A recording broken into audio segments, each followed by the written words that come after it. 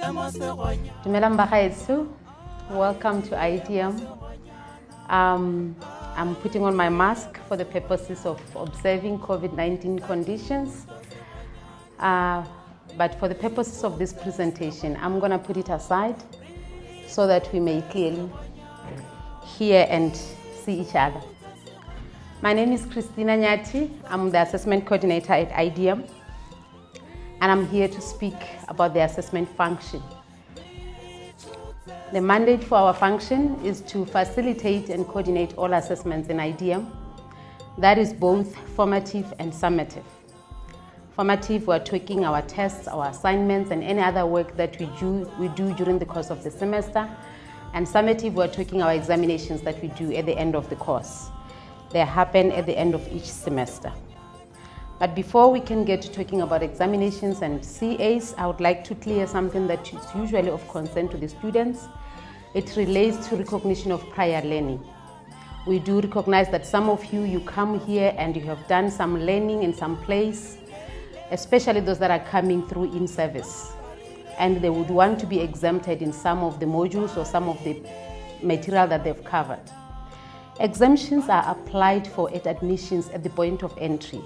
We've had situations where students will come at the end of the semester, they've not written a module or an exam, and they're saying, because I've done this module elsewhere, but they've not formally requested to be exempted from the module. Therefore, I'm encouraging you that if you look at your course outline and you find that there's some program or some course or some module that you have covered elsewhere, you need to contact admissions and apply for exemption. Don't assume that because you have just put your application, you are exempted. Your exemption application will be verified through the specialists, and they need to give you confirmation in writing that indeed you have been exempted. If you have not received any confirmation in writing that you have been exempted, then you need to continue and do the module. Otherwise, you'll be deemed to have failed the module. Therefore, I encourage you to contact admissions office if you feel that there is some module that you need to be exempted in. Now, the next thing that I'm going to talk about is what I said. We do continuous assessments and summative assessments. They both contribute to our overall final module mark, which is the 100% that you need at the end of the day. The continuous assessment contributes 40% of the 100%, and the summative assessment, which is your exam, it contributes 60% of your overall module mark. Now let's start with the continuous assessment. The continuous assessments happen during the course of your learning. These are your tests, your assignments, your group work, your portfolios, your presentations, your quizzes that your lecturers may give you during the course of your learning. They are primarily facilitated by your course or module lecturer, but we still oversee them as assessment office, and should you encounter any issues in relation to that, feel free to come to our office so that we may be able to assist you in whatever way we can. But make sure that you take part in all assessments that are given during class, because they contribute to the overall performance. You need a minimum, for you to sit for the exams, you need a minimum of at least 2 continuous assessments. And that minimum needs to amount to at least 15% of the 40 that contributes to the 100. If you have 15% but it's just one piece of work, it's considered incomplete. If you have 2 but they're less than 15%, then it's considered incomplete. Therefore, do everything you can to make sure that you have a complete CA before you attend the examination. Otherwise, you will not be allowed to sit for the exam, and should you sit for the exam without the CA, then your results will be deemed null and void. Now we're going to talk about the examination, which constitutes 60% of your overall module mark. The examinations are facilitated primarily from our office. Your module lecturers don't do much during the examinations. Therefore, anything that relates to examinations, please refer the queries to us. You can do that through your course director, your class rep, but it is the primary responsibility of each student to make sure that all their issues are resolved with our office. Make sure that the information that needs to reach us reaches us in time. Now, when we talk examinations, they start right at the scheduling of the exams. Usually a month before the examinations, we will put out a draft timetable. This timetable is for you to see if all your modules are accounted for, to see if your modules don't clash, and for you to familiarize yourself with the venues where your assessments will be taking place. We usually use IDM Main Campus, we use IDM West Campus, we use Botswana Open University. Therefore, you need to familiarize yourself with those places, having seen the timetable.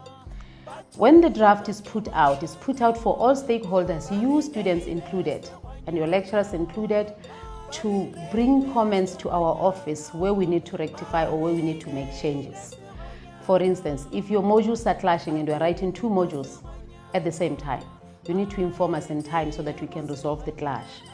But there will be cases where there's a clash because maybe you are repeating a module that is for another class and it's not for your class. In cases like that, sometimes because we can't resolve the clash, you will be quarantined from the first exam, then you write the next exam in the next session. That means it is possible for you to sit for 2 examinations in a day. We do everything we can to make sure that you sit for 1 exam in a day. But let's talk about admission into exam attendance. To be admitted into the examination room, first of all, you need to be a registered student of IDM. Your name needs to appear in the exam register. You will not be handwriting your name. It needs to appear in the exam register. Number 2, you need to have a valid student ID. I'm not talking about the national identification card, I'm talking IDM student ID, because that is what says you're an IDM student.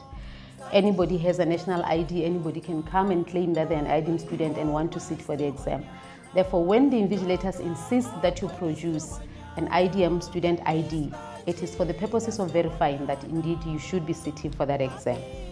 Besides those 2, you need to have an 80% class attendance. You might wonder, why is assessment concerned about my class attendance? Learning has to happen before you can be allowed to take your summative assessments. And what shows us or verifies to us that learning has happened is your class attendance and your complete continuous assessment. If your class attendance is less than 80%, then learning has not happened according to IDM regulations. Therefore, you need to have 80% class attendance. If you are missing classes, don't be surprised or shocked when you are not allowed into the examination room. And make sure when you attend classes, you make sure that when the registers are ticked, your name is ticked, because that is the only thing that will verify to us that indeed you have been attending your classes. The other thing that you need to have done is that you need to have adhered to your payment terms with finance. Usually before the exam, we give finance office our registers to vet all the students that are to sit for exams. If you are not adhering to your payment terms, then finance would ask us to bar you from sitting the exam. And during the exam, or on the day of the exam, we will refer you to accounts office. And with that time that you're going to take to go and try to resolve your issue, the exam will be ongoing. The chances or the possibility of you missing the exam is very high.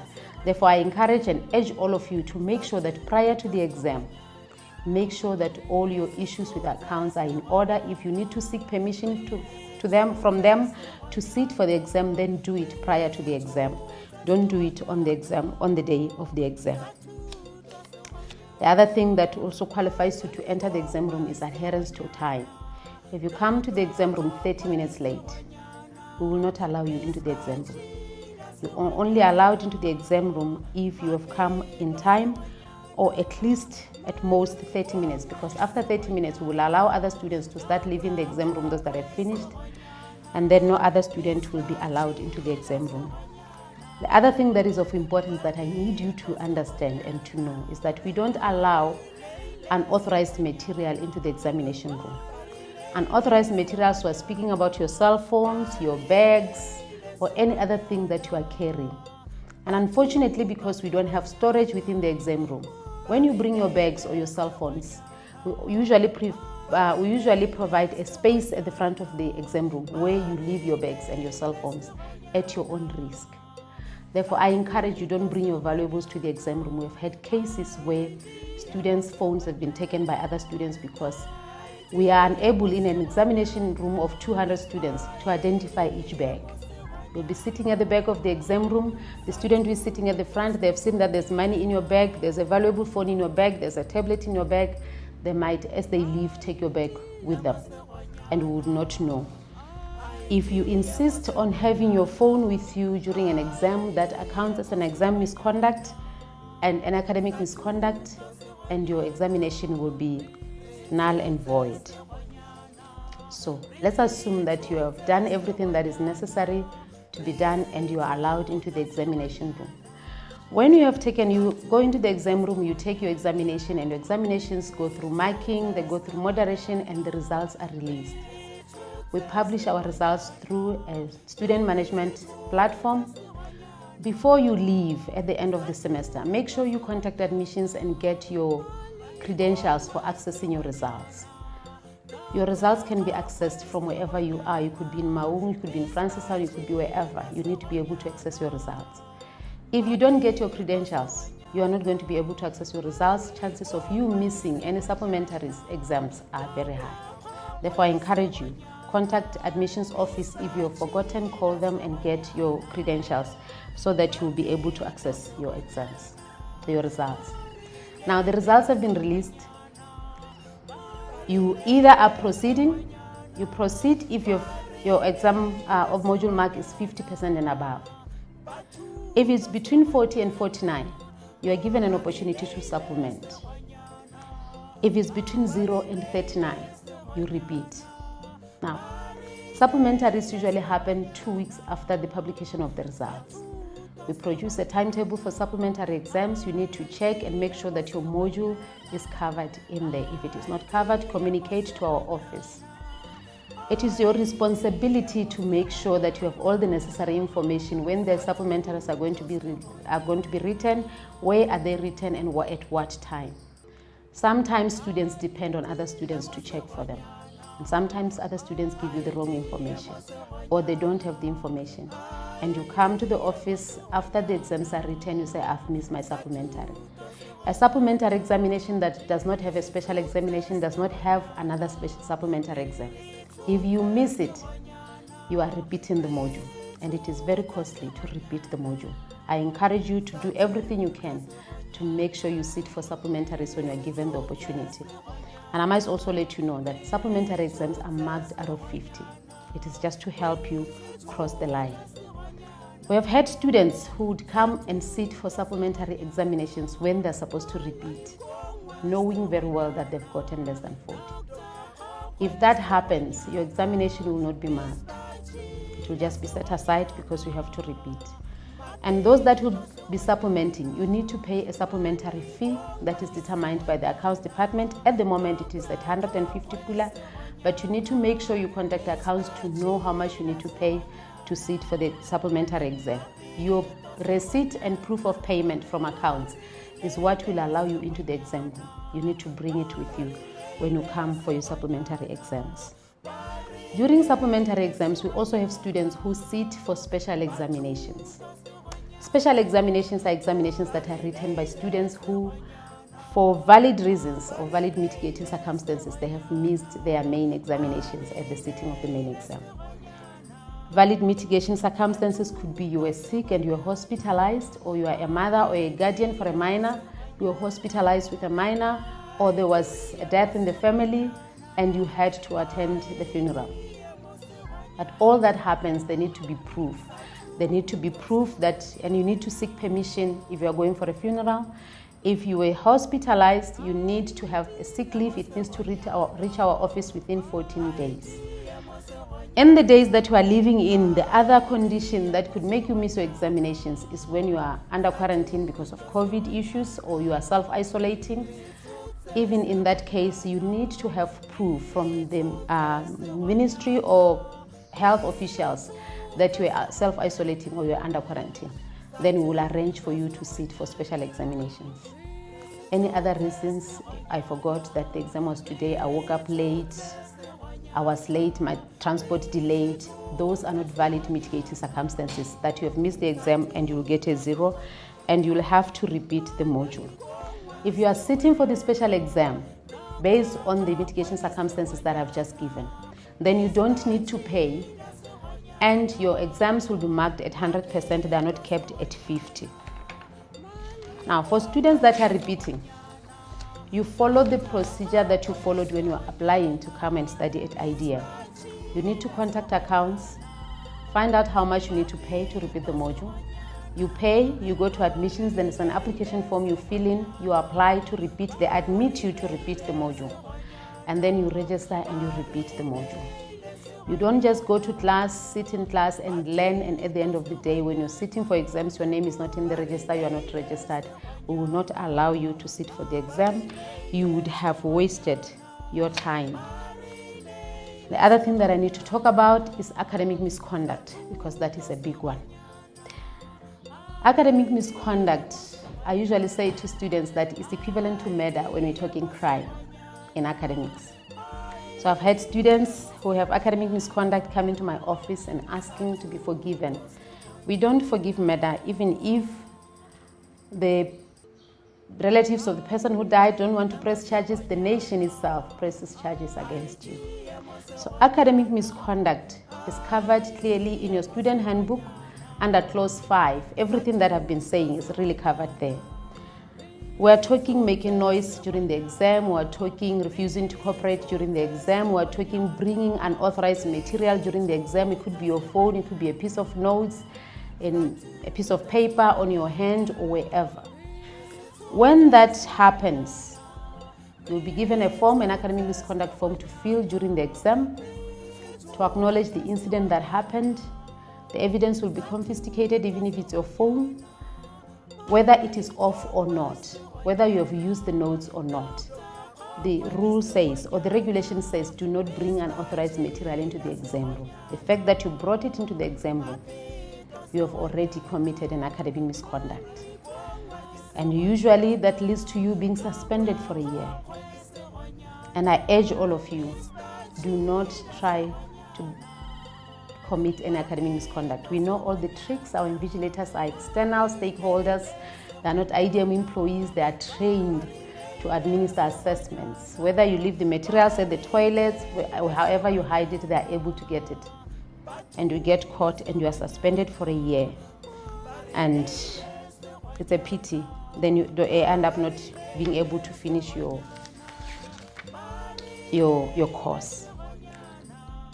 Just to finish or to end what I'm saying, I'm referring you to clause 5 in the student handbook that you will be given if you don't have it yet. If you don't get it, please contact the admissions office, get your student handbook, familiarize yourself with it, read it. Clause 5 speaks about assessments. I need to emphasize that it is your responsibility to understand the regulations that are guiding you as you're studying here. It is your responsibility to know what is happening at what time. And if you are unable to understand or you don't get the information that you need, you can contact us at our office. It's located at the administration block or the admissions block where you processed your application. You come there, you'll find the assessment office. You can email us at idemassessmentbw.ac.bw with any queries that you have, and we'll be able to assist you. Or you can phone us at the moment at 361-2112 or 361-2172, and we'll be able to assist you. Our office is open for you during the course of your study. Even if you just want to come by and find out what we do, you are welcome to come to our office so that you can understand how we may be able to assist you during the course of your study. With that, I want to say thank you very much. Please stay safe, sanitize, wear your mask, and keep the distance. Thank you.